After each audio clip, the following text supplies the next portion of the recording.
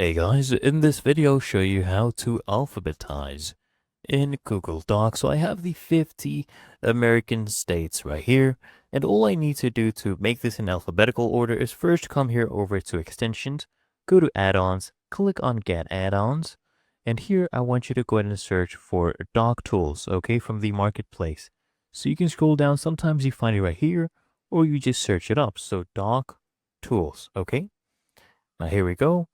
This is the one, right? As you can see, 5 million plus installs. Let's go ahead and click on install. It will open up this pop-up. Choose your Google account to sign in. There we go. Click on continue. Give it all of the permissions. Click on allow.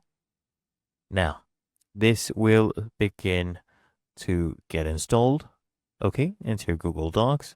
So there we go. It has been installed. So I just close this. I highlight the text I want to alphabetize. We have right here. As you can see, this is the current order. You can come here, click on extensions, go to Docs Tools, and then let's just sort the selection in ascending order. So let's go and click on this, and it's currently working. And in just a few moments, if I come back here, check this out, guys. Everything is in alphabetical order. It does have many other options as well you can explore. And it's really that easy and simple.